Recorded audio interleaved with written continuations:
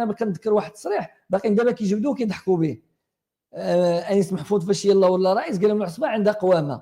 راه سي فري العصبه عندها قوامه، باش نكذبوا على راسنا، راه ماشي اي واحد غيمشي للعصبه راه غادي يمشي راه غادي يديها. العصبه عندها قوامه بمعنى عندها المعايير باش تكون فريق قوي اللي يتنافس على الاهلي. راه الهم ديالهم هما مهنيين من البطوله، عارفين غيأجلوا لهم 6 7 8 ديال الماتشات حتى يسالوا العصبه عاد يقولوا اجيو نشوفوا البطوله شنو فيها. بمعنى انا ما كنتكلمش على انها تاجل، ولكن هما التفكير ديالهم التركيز ديالهم الهم ديالهم عندهم عصبه الابطال كيديروا لها القوام ديالها كيجيبوا لاعبين في مستوى. انت راه كتجيب هنا مع الانديه كيجيبوا لاعبين، ولكن راه في الاخر كتلقاهم دون المستوى باش انهم يعطيوك اضافه على المستوى الافريقي. ها هو لاعب افريقي ولكن ملي كتجي تشوف النيفو ديالو لا علاقه باش اللي معاك حتى في البطوله عاد غتعول عليه في عصبه الابطال.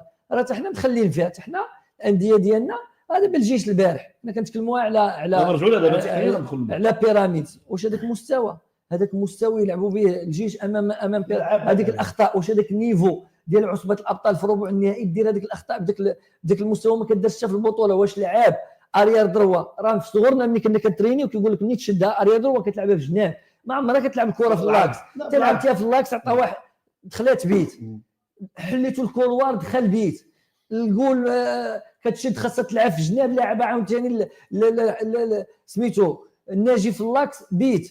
هذه اخطاء بدائيه ما كدارش في واحد المستوى مع فريق اللي لاعب ربع عصبه الابطال واللي كينافس على الالقاب. وبالتالي كنقولوا الا خسرتي راه ماشي داروا لك ممارسات اللي خلاتك انك تخرج من الماتش.